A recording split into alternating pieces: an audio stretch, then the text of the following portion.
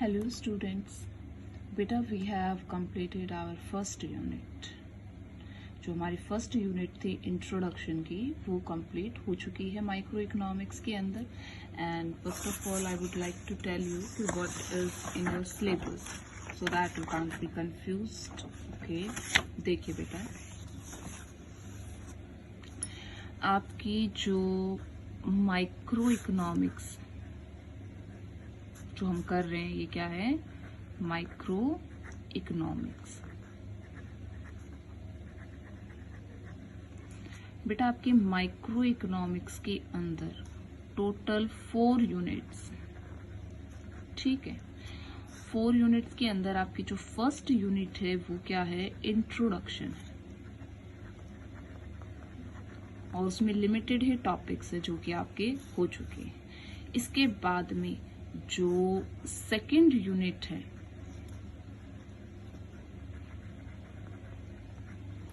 उसके अंदर आपके पास 3 चैप्टर्स आते हैं आपके इस यूनिट के अंदर, ठीक है। जो कि आपकी यूनिट का नाम है consumer equilibrium and demand.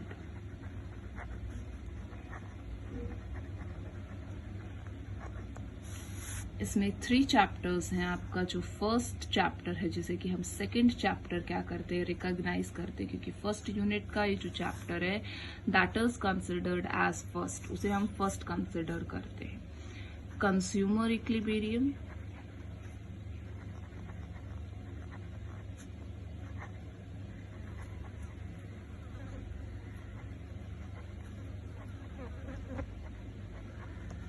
your third chapter is theory of demand,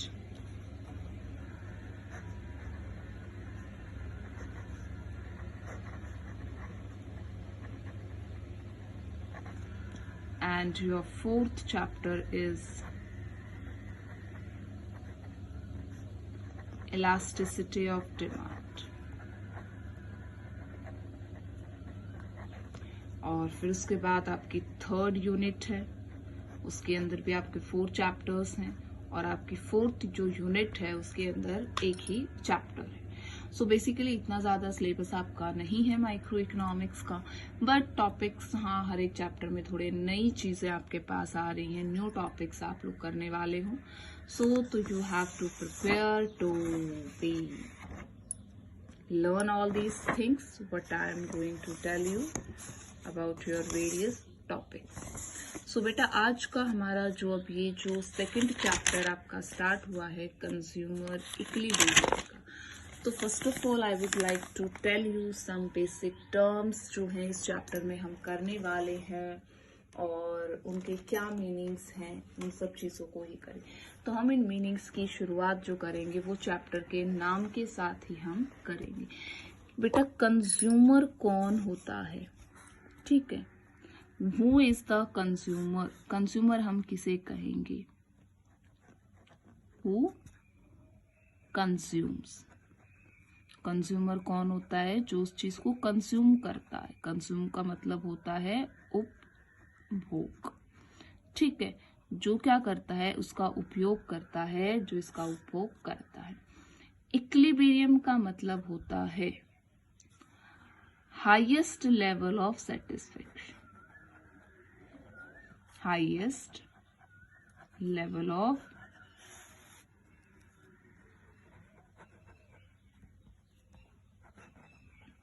satisfaction. देखिए अब बात आती है कंज्यूमर की। Who is consumer? कंज्यूमर कौन होता है? बेटा कंज्यूमर को हम क्या कहते हैं कि कंज्यूमर कौन होता है?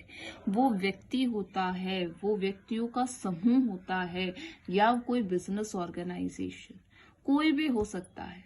जरूरी नहीं है कि जो खरीदने वाला है, जो किसी चीज को परचेज करता है, ठीक है, उसे ही हम कंज्यूमर कहते हैं। बेटा कंज्यूमर वो होता है जो उस चीज को यूज करता है अपनी आवश्यकता को पूरा करने के लिए, चाहे खरीदी किसी ने भी, ठीक है।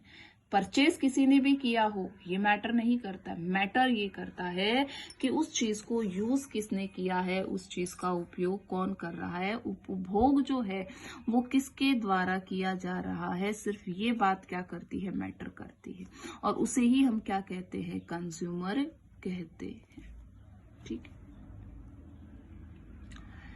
बात आती है इनके नोट्स के साथ तो जितना मैं अभी आपको लिखवाती जाऊंगी हु इज कंज्यूमर, तो ये सारी चीजें आप क्या करोगे, लिखोगे।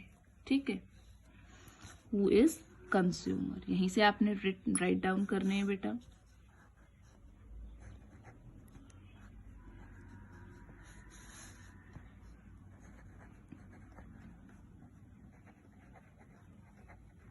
हु इज कंज्यूमर, अगर हम डेफिनेशनली बात करें तो हम किसे कंज्यूमर डिफाइन करेंगे, a consumer is an agent।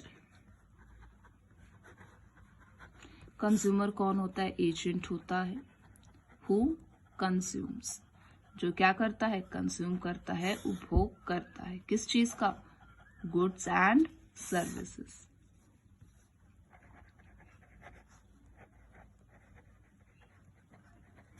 Goods and services को किस चीज के लिए, इक्विलिब्रियम के लिए, for his satisfaction।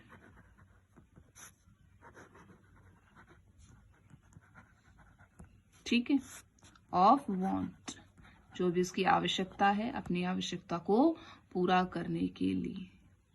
Clear, satisfaction of want begin जहां पर होती है, एंड भी होती है वहीं पर ही। जैसे बेटा हमारी जहां से वांट शुरू होती है, यानी कि आवश्यकता शुरू होती है, तो जब हमारी आवश्यकता शुरू होती है वहीं पर ही हम क्या करते हैं, किसी चीज की डेवलपमेंट या प्रोडक्शन के बारे में सोचते हैं, और वो हमारा पूरा प्रोसेसर, वो सब इकोनॉमिक एक्टिविटीज करते हैं टू गेट द सेटिस्फेक्शन, पाने के लिए। क्लियर, हमारा जो मेन टॉपिक है वो ये नहीं है कि कंज्यूमर कौन है। अब हमारे आते हैं कि जो कंज्यूमर का सेटिस्फेक्शन, कि कंज्यूमर को हाईएस्ट लेवल ऑफ सेटिस्फेक्शन कहाँ मिलता है। अगर बात करें कि कंज्यूमर को मैक्सिमम सेटिस्फेक्शन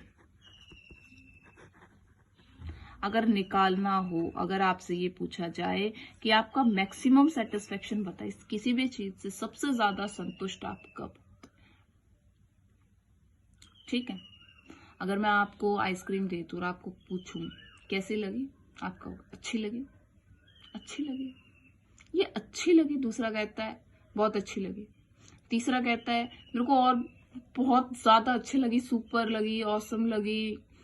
मतलब ये सबकी अच्छी, बहुत अच्छी, ऑसम, इन तीनों चीजों में ये डिफरेंस बताओ, अंतर क्या है। बहुत अच्छी लगी तो कितना अच्छा लगा उसको, उससे कितना अच्छा ऊपर गया। बड़ा कंफ्यूजिंग क्वेश्चन है, आंसर नहीं मिलेगा।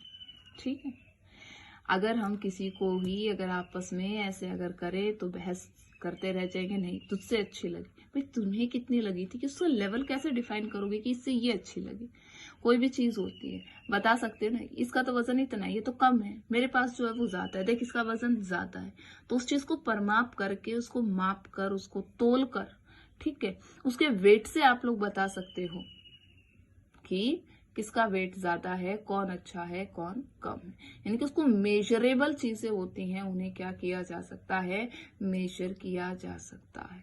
अब यहां पर बड़ी दिक्कत हो जाती है कि कैसे क्या करें। ठीक है, सो इस प्रॉब्लम का इस कंज्यूमर के उपभोग करने वाले व्यक्ति ने वो चीज उपभोग की है, उसका कंजम्पशन किया है, वो उससे कितना सेटिस्फाई हुआ है, कितनी वो उसकी वांट को पूरा कर पाई है, कितना वो उसको संतुष्ट कर पाई है, उसको कैलकुलेट करने के लिए हमारे पास है मैक्सिमम सेटिस्फेक्शन को कंट्रोल करने के लिए we have 2 approaches.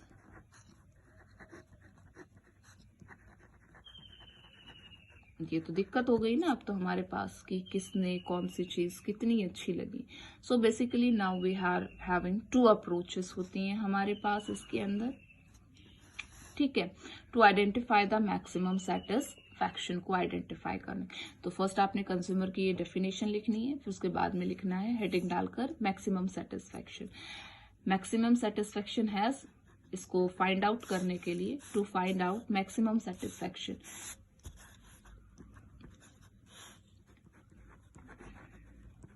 To find out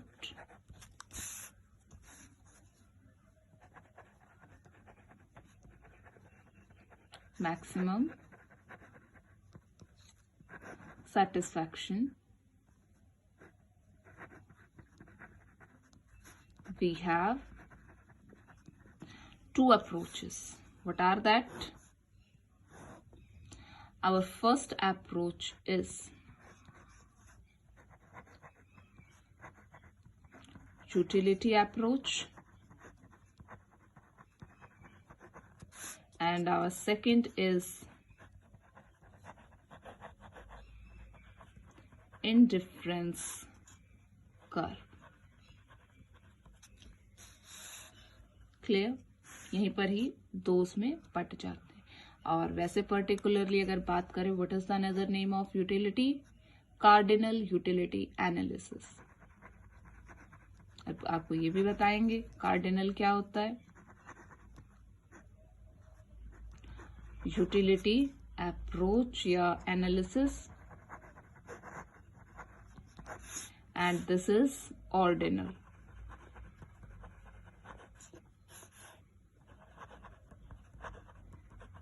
utility analysis.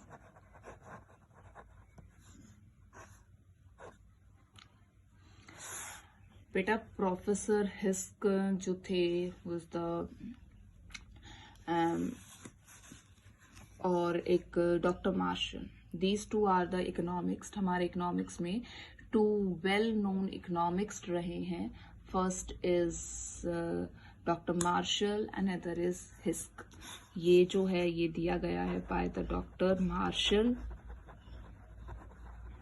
And this is given by professor हिस्क एंड एलन ने दिया है इंडिफरेंस की अप्रोच। ठीक है, दीज आर देयर फाउंडर्स जिन्होंने इसको फाउंड किया है। अब बेटा बात ये आती है कि कोई भी चीज जिसे हम क्या करते हैं, ये तो अप्रोचेस है, इन पे आने से पहले I am taking the word utility. देखिए कोई भी प्रोडक्ट है उसके अंदर क्या हम किस चीज को ढूंढते हैं, उसके अंदर हम यूटिलिटी को क्या करते हैं, फाइंड आउट करने की कोशिश करते हैं। यूटिलिटी जो वर्ड है इसका मतलब होता है पावर ऑफ सेटिस्फैक्शन। हम कोई भी प्रोडक्ट है उसे कंज्यूम कब करते हैं? ठीक है, जब वो हमारा जिस पर्पस के लिए हम उसे क्या कर रहे हैं, कंज्यूम करना चाहते हैं। मान लो भूख लगी है, तो बेटा भूख को शांत करने के लिए, भूख क्या है आपका पर्पस, उस पर्पस को पूरा करने के लिए, भूख को खत्म करने के लिए आपको क्या चाहिए, फूड चाहिए। अगर बेटा फूड आपकी भूख को ही खत्म ना कर सके तो ये तो आपके लिए कामयाब नहीं है, आप किसी और चीज को ढूंढोगे। तो पर्पस क्या है किसी भी चीज का, दैट उसका पूरा होना चाहिए। जो हर एक चीज के अंदर पावर हो कि जिस पर्पस के लिए उसे यूज कर रहे हैं वो उस पर्पस को क्या करे, पूरा करे। तो उस पर्पस को जब वो पूरा करती है तो हम क्या कहते हैं कि इसके अंदर पावर है हमारे पर्पस को पूरा करने की, हमें सेटिस्फाई करने की। दैट इट मीन्स, इसका मतलब ही यही। पानी पीते हो आप, आपकी प्यास को बुझा रहा है, पर्पस को कंप्लीट कर रहा है। अगर आपकी प्यास ही ना बुझे पानी को पीने से, आपका जो गला है, कंठ जो है आपका, वो सूखा ही रहे, बार बार उसके अंदर खिंचाव हो, तो आपके लिए वो क्या पर्पस पूरा कर रहा है? वो तो उस चीज की प्रॉब्लम को खत्म थोड़ी ना कर रहा है।